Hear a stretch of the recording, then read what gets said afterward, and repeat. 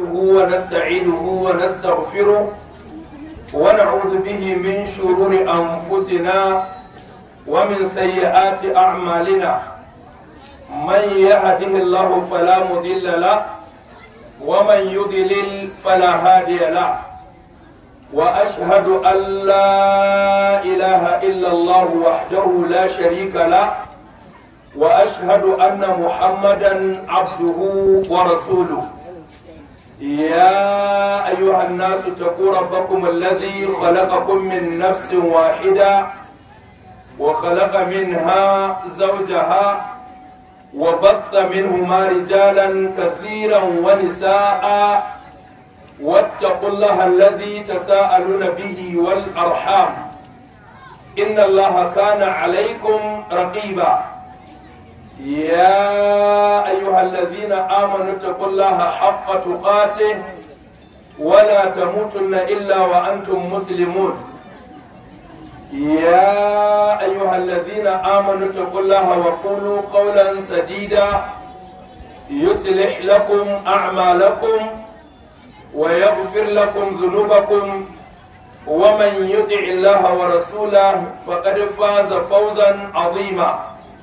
أما بعد فإن أصدق الحديث كتاب الله وأحسن الهدي هدي نبينا محمد صلى الله عليه وآله وسلم وشر الأمور محدثاتها وكل محدثة بدعة وكل بدعة ضلالة وكل ضلالة في النار.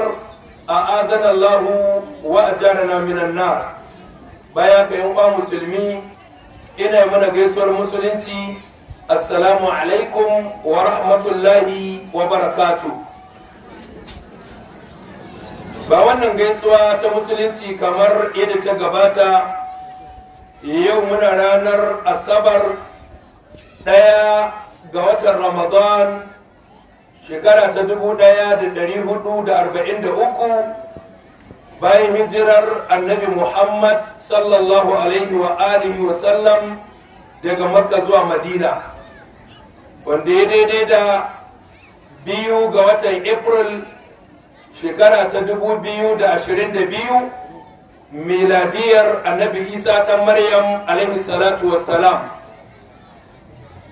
Gashi Allah madaukakin sarki a cikin hikimarsa da tausayinsa ya kaddara saduwanmu da 'yan uwa musulmi a wannan shekara ta bana a farfajiyar wannan makaranta mai albarka, kulliyatu ummahatil mu'minin lilughatil arabiyya wad dirasatil islamiyya, wadda a turance ake ce ma ummahatul mu'minina college for Arabic and Islamic Studies, wadda ke cikin wannan shiya ta Sabon Gari a wannan gari namu na Bungudu, domin ci gaba da darussanmu na tafsirin Alƙur'ani mai girma.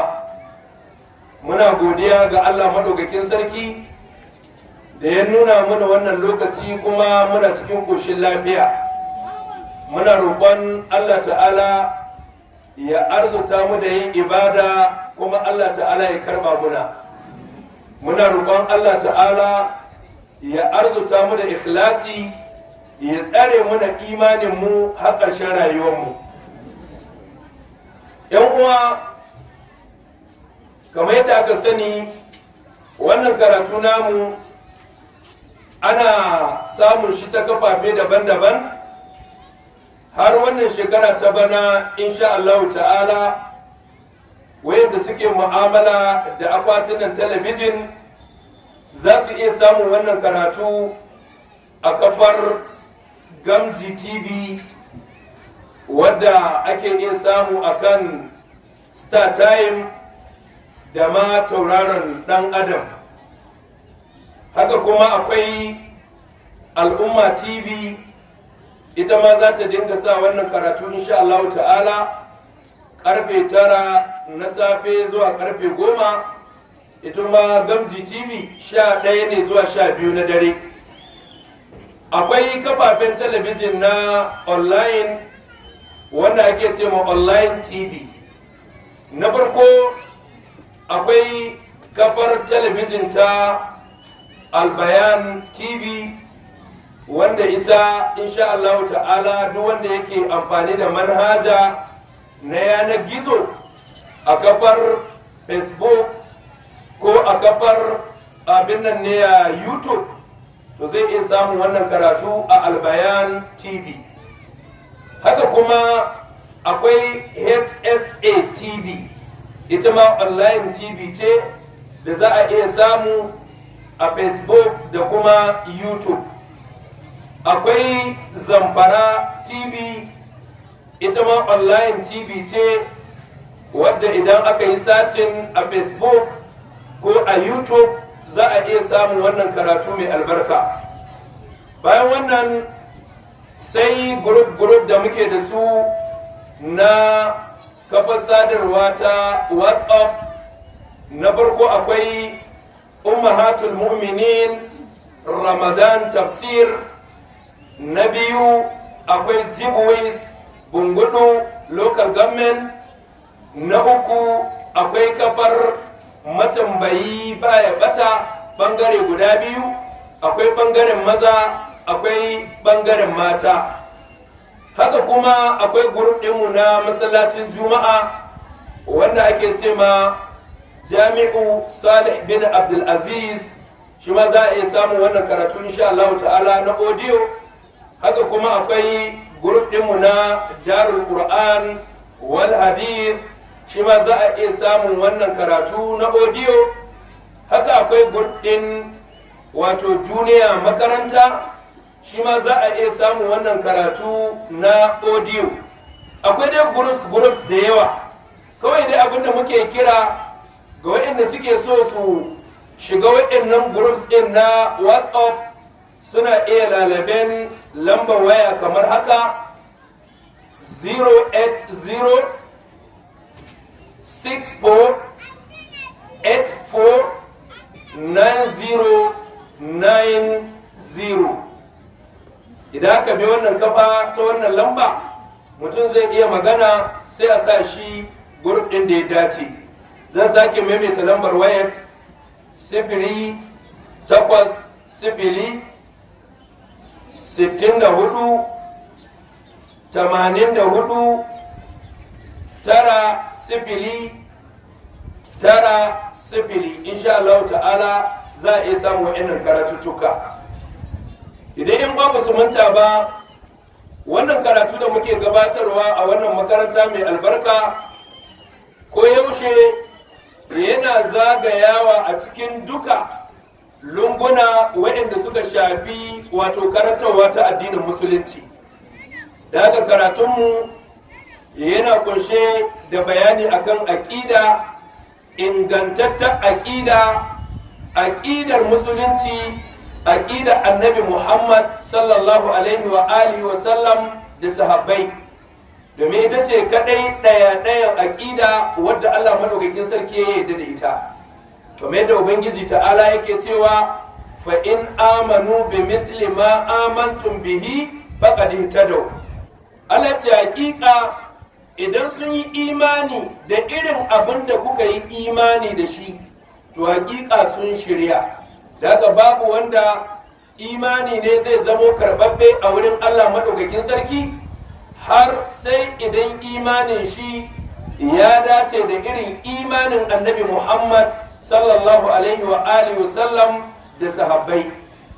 Na biyu, wannan tafsiri namu yana ɗauke da bayanai akan ladubba wayanda suka shafi bawa tsakanin shi da ubangiji, ladubba wayanda suka shafi bawa tsakanin shi da alqur'ani, ladubba wayanda suka shafi bawa tsakanin shi da annabi Muhammad sallallahu alaihi wasallam, ladubba wayanda suka shafi bawa tsakanin shi da halittu ɗan uwanai, tun daga abin da ya shafi mu'amala tsakanin 'ya'ya da iyaye, mu'amala tsakanin mata da mazajensu, mu'amala tsakanin shugabanni da mabiya, mu'amala tsakanin mawadata da mabukata, mu'amala tsakanin manya da ƙanana, mu'amala tsakanin malamai da ɗalibai, mu'amala tsakanin makwabci da makwabci.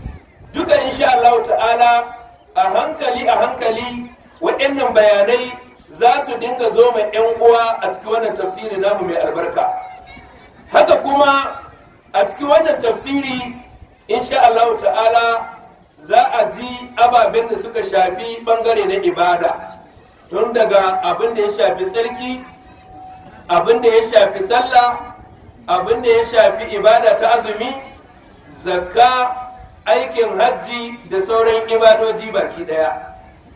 Har wa yau a cikin wannan tafsiri insha Allah ta'ala za mu ci karo da ababen da suka shafi mu'amala. Idan ce mu'amala, irin abin da ya shafi cinikayya ta saye da sayowa, mu'amala ta yau da kullum, haka ba ka rasa ba wayansu ababe da suka shafi jinayat, wayanda suka shafi haddodi za su iya shigowa a cikin waɗannan karatuttuka namu. Muna roƙon ubangiji ta'ala shi mana jagora. yan uwa musulmi, muna addu'a da fata alkhairi musamman ga 'yan uwa waɗanda suka ɗauki nauye-nauyen saka waɗannan karatuttuka a kafafen da muka ambata da ma waɗanda ba mu ambata ba. Kuma insha Allah ta'ala mai yiwa a darussa na gaba za a iya ji insha Allah. Idan 'yan uwa ba su manta ba, a darasin da ya gabata mun tsaya a cikin suratul baqara, faɗar ubangiji ta'ala wal mutallaqatu yatarabbasna bi anfusihinna thalathata quru, wanda malam insha Allah ta'ala ita zaka karanta muna domin mu dora akan ta insha Allah ta'ala.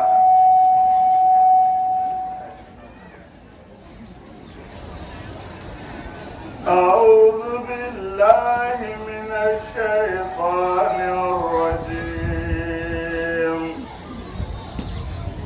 بسم الله الرحمن الرحيم. والمطلقات يتربصن بأنفسهن ثلاثة قروء ولا يحل لهن أن يكتمن ما خلق الله في أرحامهن. نعم. في أرحامهن إن كن يؤمن بالله واليوم الآخر. نعم. وبولتهن أحق بردهن في ذلك إن أرادوا إصلاحا ولهن مثل الذي عليهن بالمعروف وللرجال عليهن درجة والله عزيز حكيم.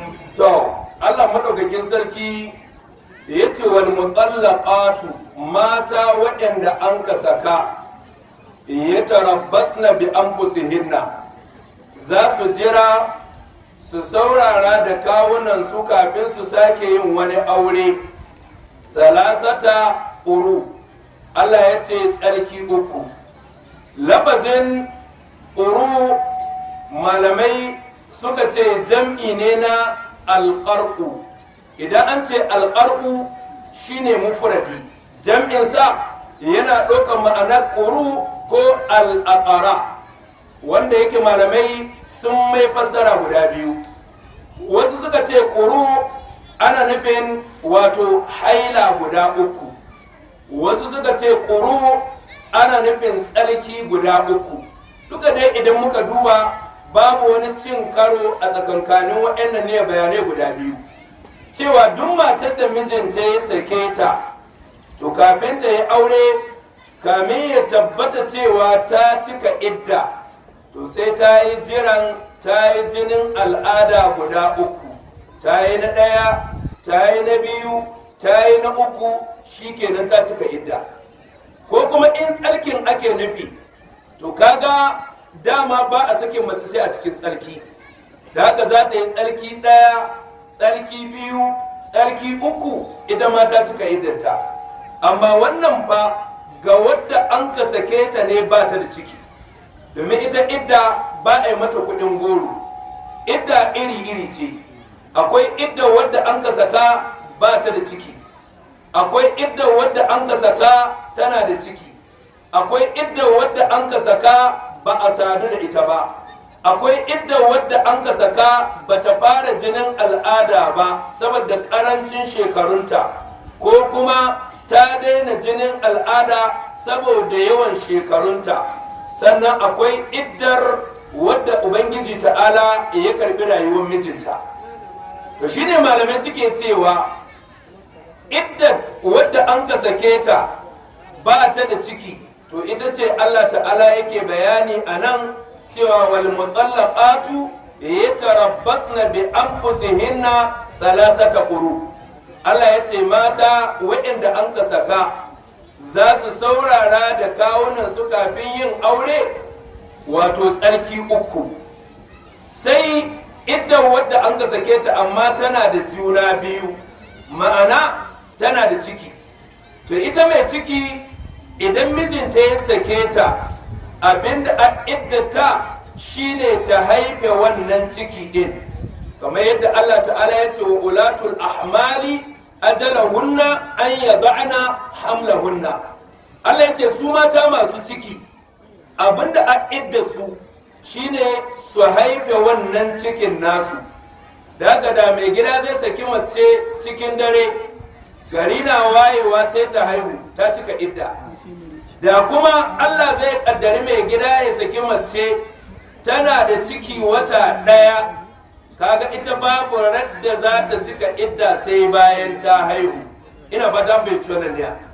Sannan sai idda wadda an ka saka saboda karancin shekaru bata fara jinin al'ada ba, ko saboda yawan shekaru ta daina ganin jinin al'ada. Su kuma Allah ta'ala yana cewa wallahi ya isna min al-mahidi in irtabtum fa iddatuhunna thalathata ashhur. Allah madaukakin sarki ya ce mata waɗannan da suka yanke ƙauna daga ganin jinin al'ada, idan har kuna kokonto me ya kamata su yi na idda, Allah ce abinda a idda su wata uku. Da ka duk wadda an ka saka saboda adadin shekarunta sun kai ta daina ganin jinin al'ada, to abinda a iddata wata uku. Sai Allah ya ce wallahi lam yahid, har da waɗanda ba su fara jinin al'ada ba, idan aka yi ma yarinya aure da ƙananan shekarun da ba ta fara ganin jinin al'ada ba, sai aka samu matsala mijinta ya sake ta, ita abin a iddata za ta yi wata uku ita ma, kamar waccan wadda ta daina ganin jinin al'ada. Sannan akwai iddat wadda mijinta ya sake ta bai sadu da ita ba. Allah ta'ala yana cewa ya ayyuhallazina amanu idza tallaqtumul mu'minatu min qabli an tamassuhunna fama lakum alaihinna min iddatin ta'taddunaha. Allah ta'ala ya ce ya ku masu imani, idan kuka saki matan ku mu'minnai kafin ku sadu da su, Allah ta'ala ya ce to babu wata idda akan ku wadda za ku yi lissafi game da su. Ma'ana matar da ta yi aure ta tare a gidan miji bai sadu da ita ba, sai aka samu akasi sai miji ya sake ta, ita abinda a iddata ba ta da wata idda in ji Allah. ba ma lakum alaihinna min iddatin ta taddunaha. Dama abinda a idda domin a tsaya a jira a gani shin tana ɗauke da juna biyu ko ba ta ɗauke da juna biyu, domin kada ta ɗauki ɗan wani ta kai ma wani, kada a samu matsala wani ya yi kilemin ɗanɗan da ba nashi ba. Shi yasa kaga wadda ba a sadu da ita ba, kaga ba wata idda ta tare da ita. Sai iddat wadda Allah ya yamma mijinta rasuwa, ita ma tana idda wadda aka ce mata kaba. Ita kuma ba za ta yi aure ba sai bayan wucewar wata 4 da kwana 10. To amma anan malamai suka ce akwai wadda mijinta zai wato rasu ya batta kuma tana dauke da juna biyu. To ita mi a iddata, malamai suka ce iddata a asal ajalai ne. Idan ya zama cikin ya tsufa, ila ya kai wata 8 ko ma ya kai wata 9 sai mijinta ya rasu, to malamai suka ce ita yanzu ba za ta yi idda da haihuwa ba, a'a za ta ɗauki wancan wata 4 da kwana 10. Sannan suka ce amma idan cikin ma'ana sabo ne, ila yana wata 1 ko wata 2 sai Allah ta'ala ya ƙaddari mijinta ya sake ta, kaga ita wata 4 da kwana 10 za su iya shuɗewa ba tare da ta haihu ba. To ita wannan malamai suka ce iddata shine wata 4 nan da kwana 10. Ita iddata shine ta haihu, domin haihuwar shine a ƙasar ajalai ne. Ina fata an binci wannan ya. To yana da kyau 'yan uwa mata, ba ma matan kaɗai ba, har da magidanta a dinga kiyayewa dangane da abin da ya shafi idda. Domin rashin kiyayewa game da abin da ya shafi idda yana haifar da matsaloli iri-iri.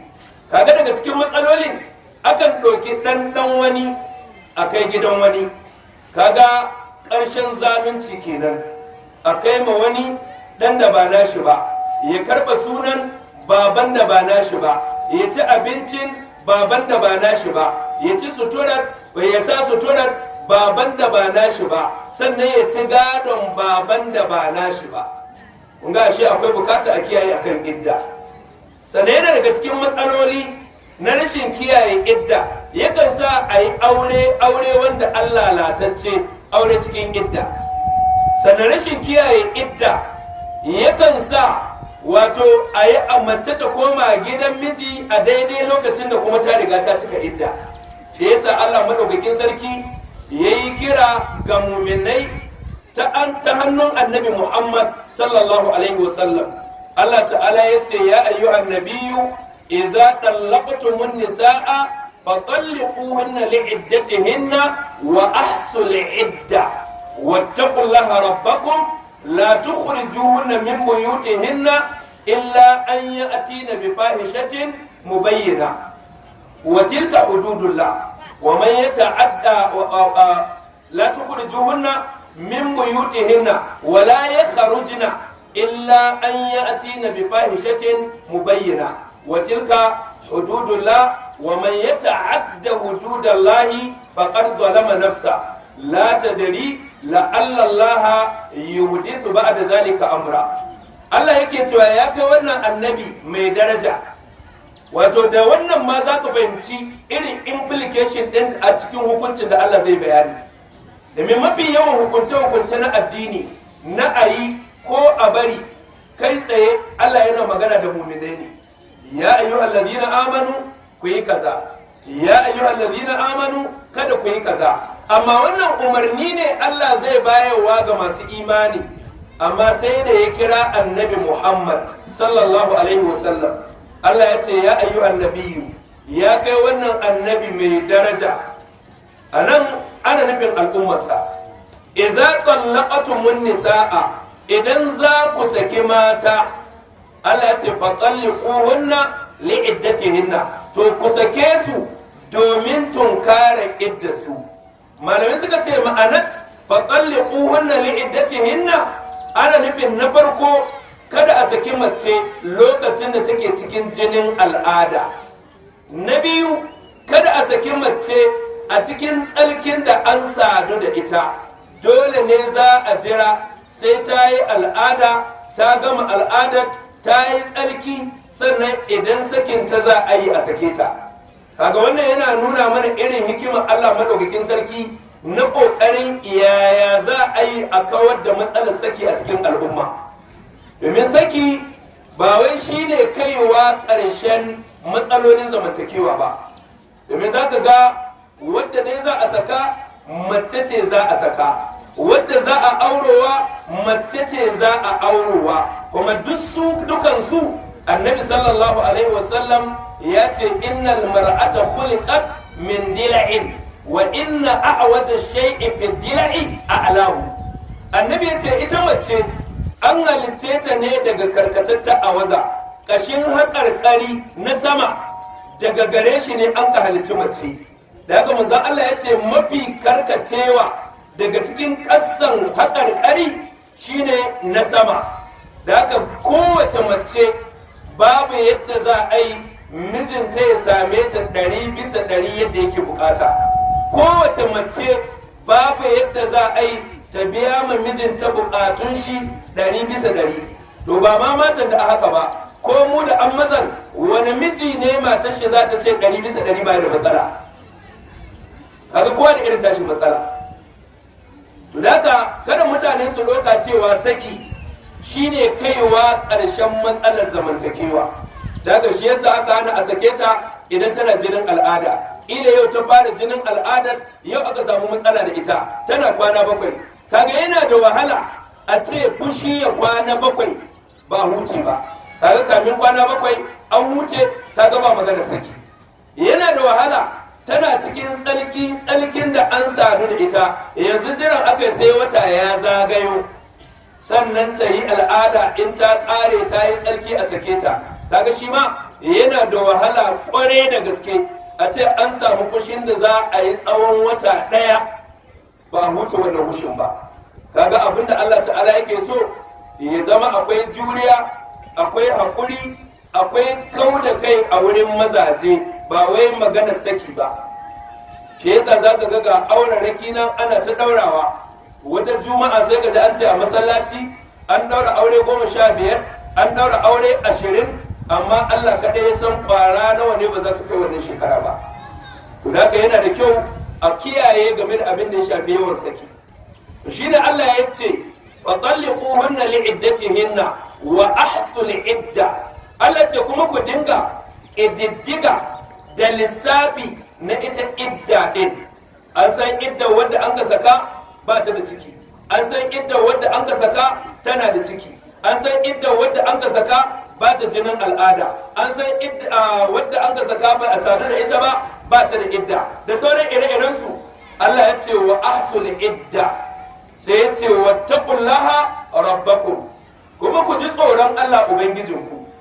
Ku mazaje da za ku saki mata, ku ji tsoron Allah in ji Allah. Mana duk sanda Allah ya kafa doka, sai ya zo ya ce wattaqullaha, ku ji tsoron Allah. Abinda wannan ka nunawa, ita wannan doka ta Allah idan ba a yi ta yadda Allah ya ce ba, ko shakka babu Allah zai azabtar da wannan wanda bai aiwatar da dokar Allah ba a cikin wannan umarni na Allah. Da haka maza ku ji tsoron Allah wajen al'amarin saki da idda, mata ku ji tsoron Allah wajen al'amarin saki da idda. Wato cewa a ji tsoron Allah, malam yakan faru miji ya saki mata daga baya ya dawo ce shi ya rince da Allah bai sake ta ba. Wani ya yi ɗai ya dawo ya ce bai yi ba, wani ya yi biyu ya dawo ya ce bai yi ba, wani ya yi uku ya dawo ya ce bai yi ba. Kaga in ba tsoron Allah maginanci zai sawa a cikin zuciyar shi ba, ko shakka babu yana iya wato kilemin ya riya cewa shi bai saki wannan mata ba, alhali kuma ya sake ta. Wani lokaci mace takan riya cewa miji ya sake ta, alhali miji bai ji ba bai gani ba.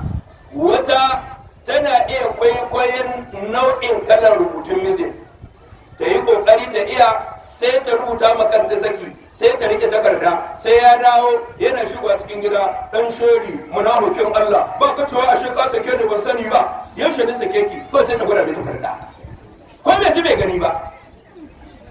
Akwai wanda za ta ɗauki wayan mijinta, sai ta tura text na saki ga wayarta, bayan ta ƙare wannan draft ɗin da a cikin wayan mijin sai kuma ta goge shi. Da haka ita ɗai a can wayarta za a ga saƙon, wani lokaci ma za ta ban mai draft ɗin wanda in ya duba zai gani, kuma wallahi ba shi ya rubuta sakin ba, ita ta rubuta sakin da kanta ta tura ga wayarta, shi za ta gwada ma iyayenta, shi za ta gwada ma duk wanda adda buƙata.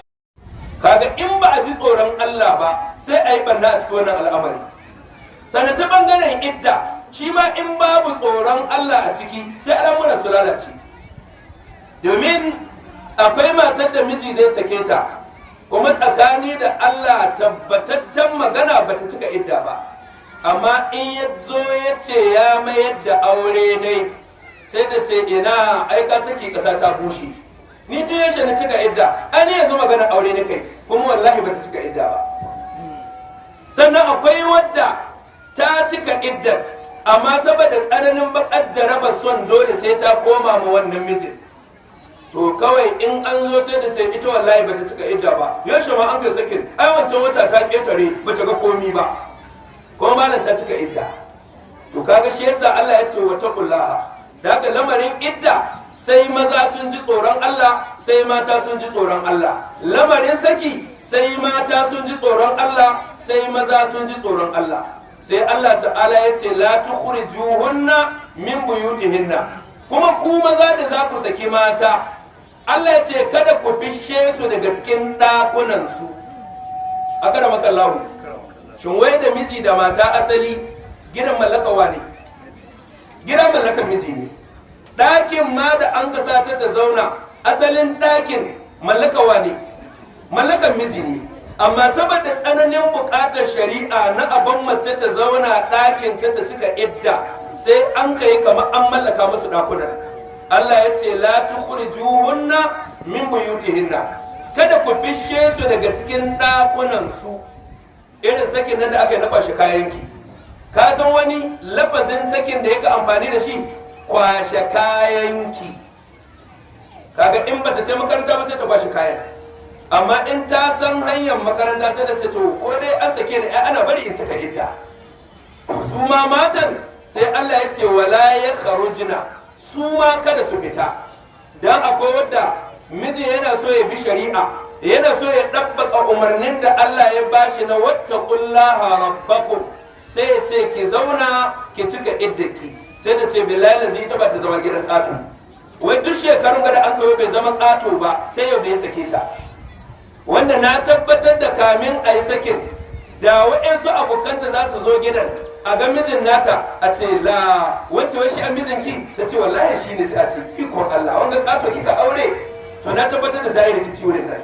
Amma yau tun da ka ji ta zama wadda an ka saka shi kuma ya zama ƙato, to Allah ya ce kada mazan su fitar da matan, kada matan su fita illa an yi atina bi fahishatin mubayyana, sai fa in sun zo da alfashiya bayyananna, ta ga an sake ta tana so ta yi tashin hankali a cikin gida, sai ta dinga shigowa da katta, ko ta dinga zagin iyayen mai gida, ko ta dinga bala'i da sauran abokan zama. To kaga wannan saboda maslaha ta a samu zaman lafiya, sai a ce to ta kwashi kayanta ta koma gidansu, in ta cika idda can kuma sai ta yi aure.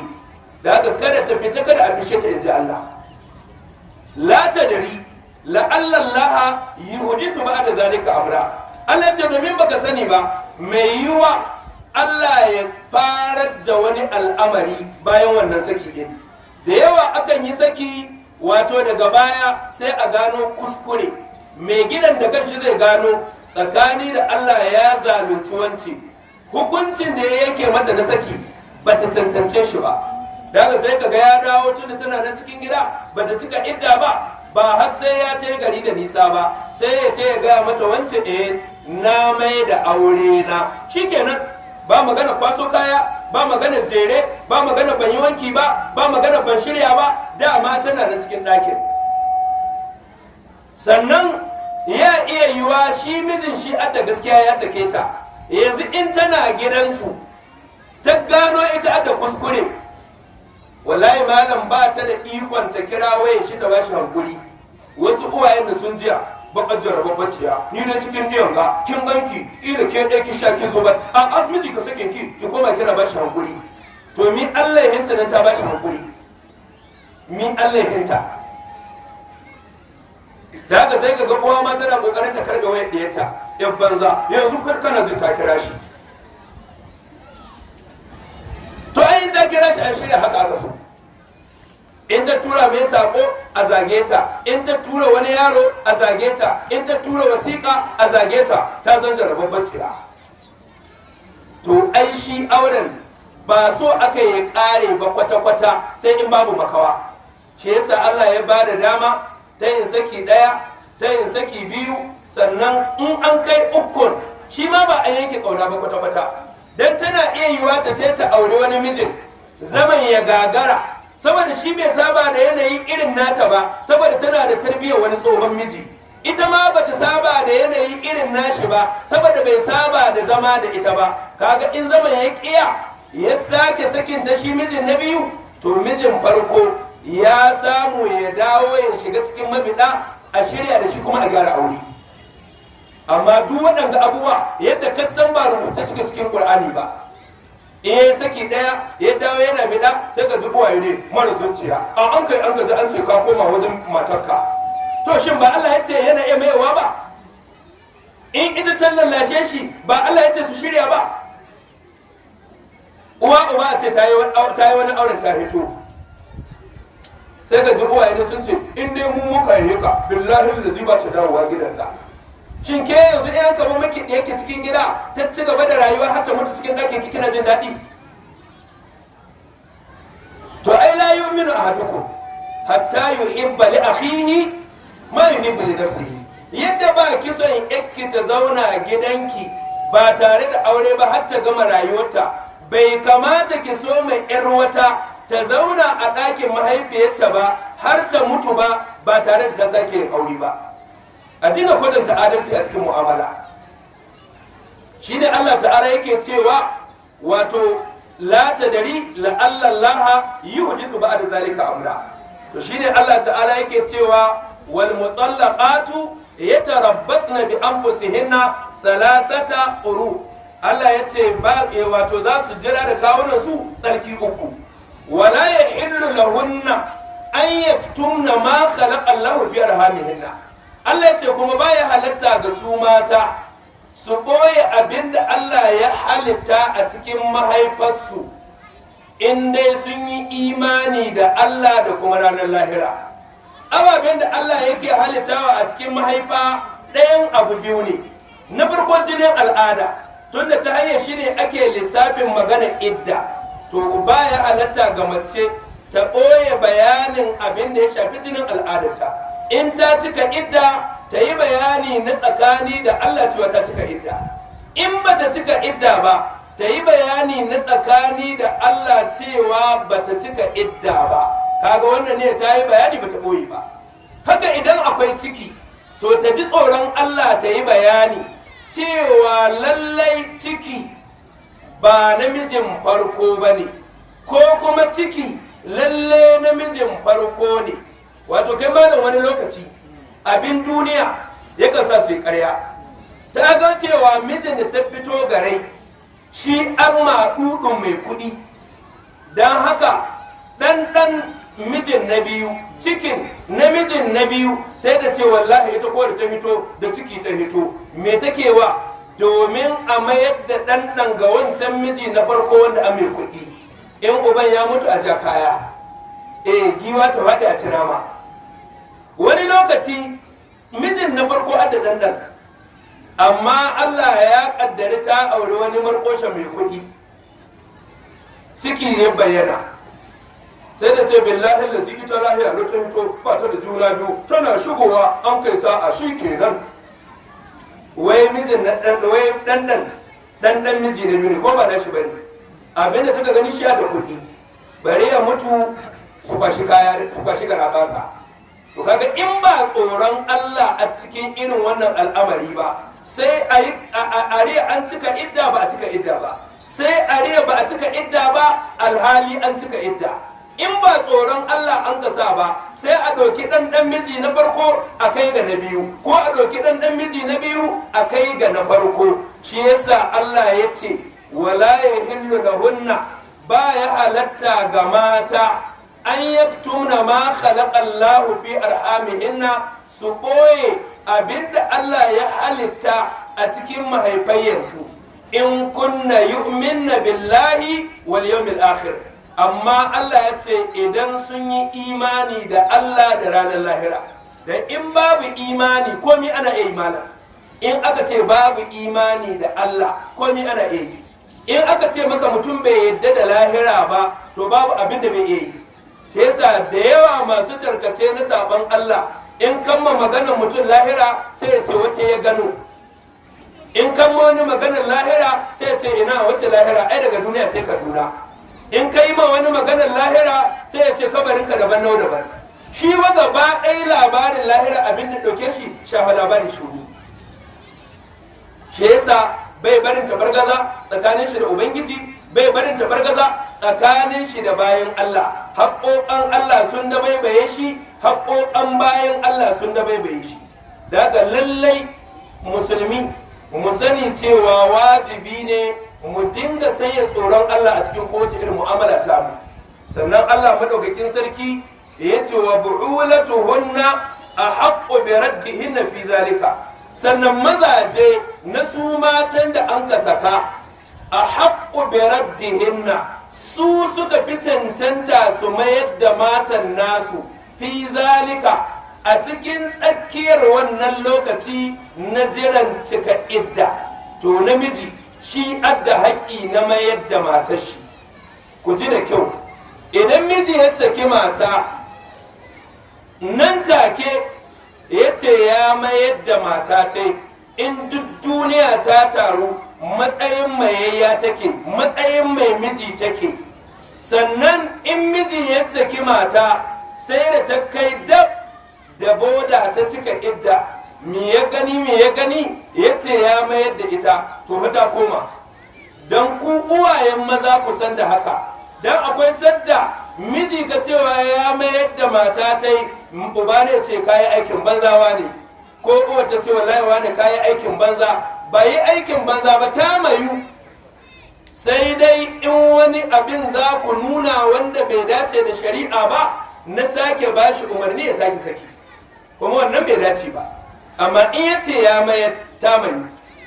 Haka kuma uwayen matan ku kiyaye, duk sadda mijin yakku ya sake ta daga baya ya dawo ya ce ya mayar da aure nai kafin ta cika idda, to ku sani ta mayu. Don kada uwa ta ce billahi lazi in kin koma gidan nan ba sai in ba da rai. Da billahi lazi an rantsuwa ce ki ko, to sai ki kafara, ki azumi 3, ko ki ce da miskinai 10, ko ki yi ma mutum 10 sutura wadda ka isa su ce sallah. Amma dai da yake mayayya ce mai miji a sunanta, kai ma uba kada kai haka, kada kai yajin kuje. An saki diyarka, an ce an mayar da aure, ka ce billahi lazi ba ta komawa. Ba ka da wannan yanci, ba ka da wannan damar, ba ka da wannan haƙƙin. In dai za ka yi da'a ga Allah, za ka yi da'a ga manzon Allah sallallahu alaihi wa alihi wa sallam. Ina ba da mai tona ne, da ka kiyaye wannan. Namiji shi adda haƙƙin maiwa. Kuma matan da aka saki a mayar, miji ya mayar da ke, ki ce billahi lazi ni ban komawa, sai dai in gawa ta za a kaiwa. Ai tun da ya ce ya mayar, shi kenan kin mai. Iyaka ki dibi kurakuran da ki waɗanda na sa aka sake ki gyara, ki dibi laifuffukan da ki waɗanda suka sa aka sake ki gyara. Amma maganar bani komawa ba ta kwado wani amfani, tunda malam shi in ba ta koma ba, akwai mahaukacin da ka daura mata aure? Ba mai daura mata aure, saboda matsayin mata wani take. In shekarun annabi Nuhu zaki gidanku, to kina nan a matsayin mata wadda adda miji, mata wadda adda igiya ta aure.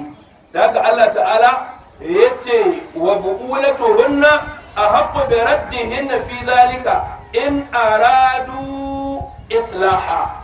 Allah ya ce amma idan sun yi nufin gyara. Kada miji ya mayar da mata dan ya zalunce ta, ko ya cutar da ita, ko ya ci amana ta, ko ya yaudare ta. akwai magidancin da ka sake mata daga baya sai ya gano ai bai ida nome gona tarshen arziki ba, sai ya ce bari ai na san maganinta, kawai sai ya ce ya mai da ita ba don su tsaye da dokokin Allah ba, ya mai da ita ba don ya gyara dokokin da Allah ya sa mai ba na zamantakewa, a'a ya mai da ita ne don ya ci amanarta, ya mai da ita ne don ya yaudare ta, ya mai da ita ne don ya matsa mata lamba har ta gaji ta nemi ya sake ta ya ce ba ya saki sai ta ba shi kuɗi. Kasan da yawa akwai magidantar da suke yin haka. Ko kuma ita wata matar mijin ya sake ta amma sai ta dawo ta mai lallallab, tana lallashi, tana lallaba, tana ban hankuri, ai kaddara ce billahi lazi za ka same ni mafi alkhairin mata, sai ka yi mamaki nan ko akwai mugun abin da ta kulle. Ƙila tunaninta ta koma ta gunguma mai baka sata, tunaninta ta koma ta kone mai wata dukiya, tunaninta ta koma ta yi mai wani mugun ƙazari, tunaninta ta koma ta yi mai wani gungumammin bala'i. To ba a mayar da aure da mugunyin manufa. Kai miji kada ka saki mata ka dawo da ita da mummunan manufar ga rayuwarka. Ke mata kada miji ya sake ki koma kina lallashi na ameshe ki da wata mummunan manufa. Shi yasa Allah ta'ala ya ce in aradu islaha, sai idan sun yi nufin sulhu, gyarawa.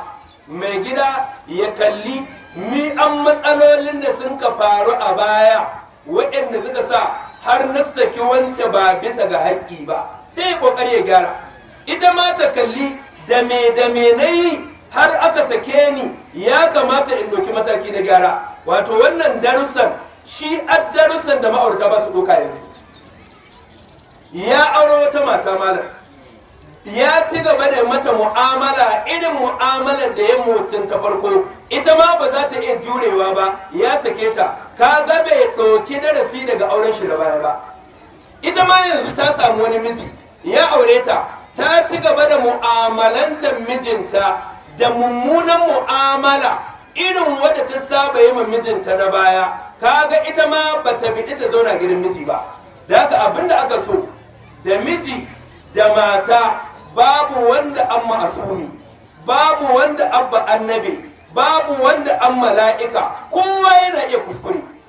Wato babban matsala shi ne miji ya ɗauka cewa shi bai kuskure, ko kuma babban matsala ita mace ta ɗauka cewa ba ta kuskure. Wallahi ba faɗuwa ba ne idan miji ya gano shi da kuskure ya ce wacce ki hankuri ki yafe mani. Dan in bata yafe maka ba, sai Allah ya tsare ku ranar alkiyama ya cire mata haƙƙinta.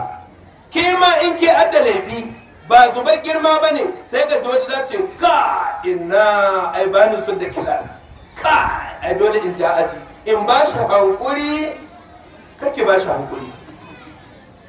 Shi ne mallam Bahaushe ya ce matan na tuba. Ai kwasan ruwayoyin biyu ne ko?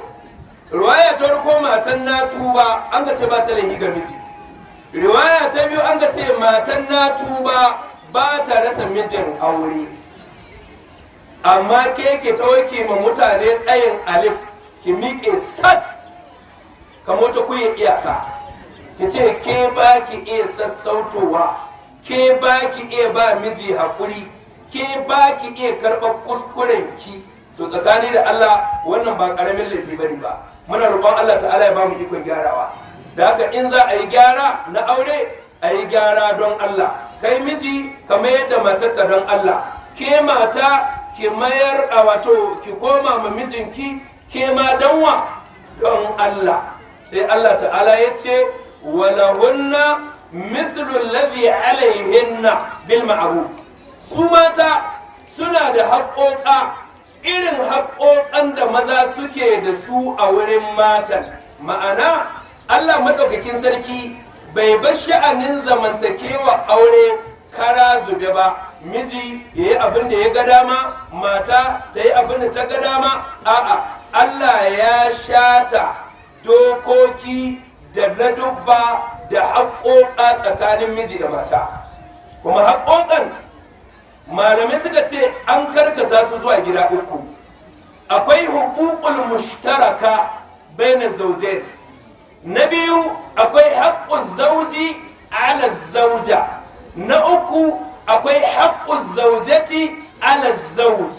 Na farko shine al-huququl mushtaraka, haƙoƙa waɗanda ake tarayya tsakanin miji da mata. Ma'ana yadda Allah ya ɗora mu namiji waɗannan haƙoƙa, haka ya ɗora mu mace waɗannan haƙoƙa ba bambanci. Taime kaza, taime kaza, taime kaza. Na uku sai haƙoƙan mata akan miji. Shi kuma yanzu shi Allah madaukakin sarki ya ɗora ma waɗannan haƙoƙa waɗanda shi zai ba ta waɗannan haƙoƙan. To babban matsalar da ake samu, da za ka tage wani mijin aure ko ka tage wata mata aure, karan farin ka tambaye ta bai Allah ne ake ce ma haƙƙi. Haƙƙi ni aka ce ma haƙƙi, wala ba ta sani ba. Shi ma in ka tambaye ni aka ce ma haƙƙi bai sani ba. So abin da aka ce ma haƙƙi wani nauyi ne wanda Allah maɗaukakin sarki yake ɗorawa a kan wayan bayinsa, kuma zai tambaye su game da wannan haƙƙi ranar alkiyama. Ashe mace ta san cewa haƙoƙan mijinta ba mijinta ba ne ya ɗora mata, a'a Allah ne ya ɗora mata waɗannan haƙoƙa, in ta sauke ta huta. Lalle ne mai gida ya sani haƙoƙan matar shi ba wai ita ta ɗora masa ba, a'a Allah madaukakin sarki ne ya ɗora mashi. Kuma shi kaga kai malam har sai an mai basi wurin ɗaurin aure, sai an ambaci wani bangare na haƙoƙan. An ambaci haƙƙi na abinci, haƙƙi na abin sha, haƙƙi na sutura, haƙƙi na wurin kwana, haƙƙi na ilmantarwa, haƙƙi na kyautatawa gwargwadon hali. Na ba ta abinci, na ba ta abin sha, na ba ta sutura, na ilmantar da ita, ba ta wurin kaza, ba ta wurin kaza. To amma shi Bahaushe sai ya mai da haƙƙin abin nan da Bahaushe ka ce ma walbani walbaka, walhana mani walƙememe. Nawa an ka kwana? In ka ga ta ba miji haƙƙinta zanne ake lafiya, in ka ga ya ba matar shi haƙƙinta zanne ake lafiya. Amma da an fara samun takun saƙa sai ka ga kowane yana ƙoƙarin toshe haƙƙin ɗan uwa ne. Bai san ba ɗan uwan ne ya ɗora mai ba, Allah ne ya ɗora mai. Da mace za ta taushe mijin haƙƙi, za ta taushe haƙƙin miji, ya ba ta haƙoƙanta gaba dai, in an je lahira ita kaɗai Allah zai tambaya, dan shi ya sauke nauyi.